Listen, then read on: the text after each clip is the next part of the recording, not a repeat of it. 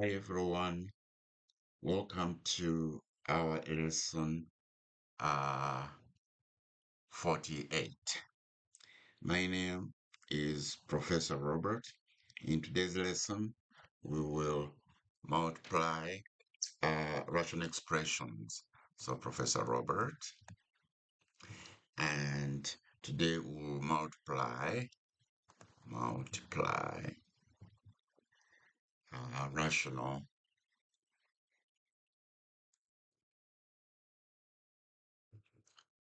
expression.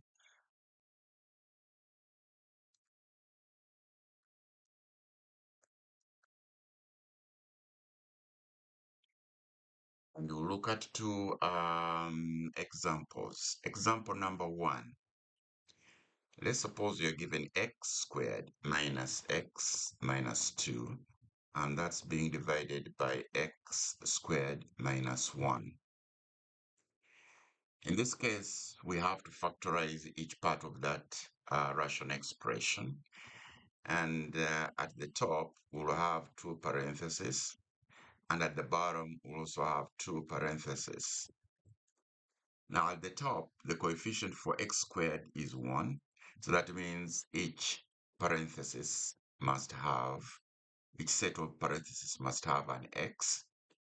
And then when we multiply out uh, when we look for two factors, when multiplied together will give us minus 2. And for 2, we have only either 2 and 1 there, or a -1 or -2. Again, you have to try and error in this case. But what can lead you to getting the right answer is, in the end, we must have a negative x. So it's the bigger number that takes the value for a negative. So that becomes our top expression. Then at the bottom is a difference of squares. And with the difference of squares, we know that one parenthesis will have a positive and the other will have a negative. And again, this is x squared. So each one of the parentheses must have an x. And here we have to look for two numbers when multiplied together will give us 1, and that should be 1 and 1 there. And indeed, +1 multiplied by -1 gives us uh,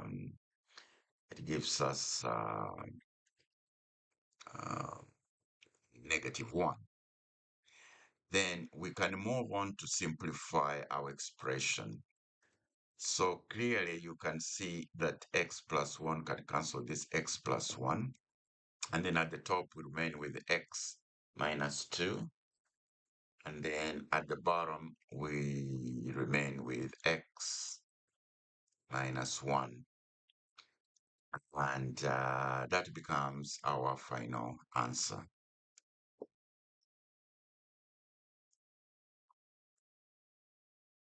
Okay, now let's look at a second example, which is a little bit bigger, but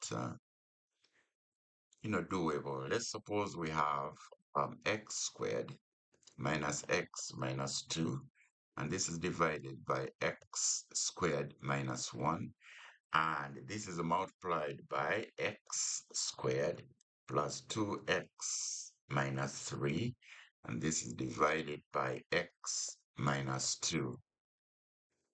Again, we have to follow the same process we did in the first example. We need to factor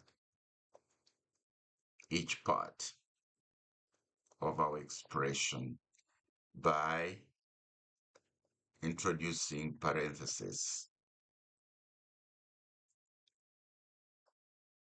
In the second part of our expression, x minus 2 will remain as is. Okay, so let's start from the beginning. X squared minus x minus 2. We must have x in each one of these parentheses. And we have to look for two numbers when multiplied together will give us minus 2. That should be 2 and 1. But because we need a negative for x here, 2 will take the negative value and 1 will take the positive value. Now at the bottom, it's x squared minus 1. So that, as we saw in the first example, x minus 1 and then x plus 1. Now the second part has got x squared plus 2x and minus 3. So that means since the coefficient for x squared is 1, it means each parenthesis will have an x. And then we will look for two factors when multiplied together to give us minus 3. So that should be 3 and 1. But the coefficient for x is 2, a positive 2.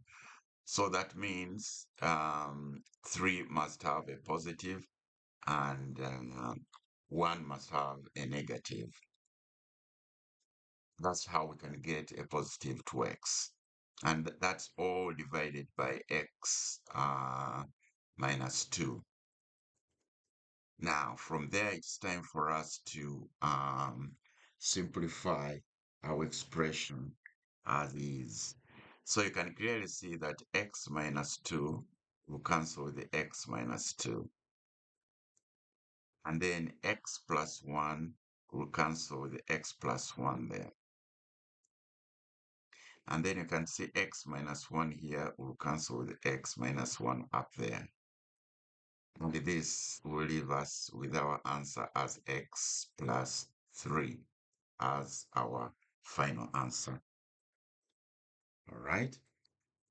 If this lesson helped you, don't forget to like, share with anyone you think needs it, and subscribe for more algebra made simple.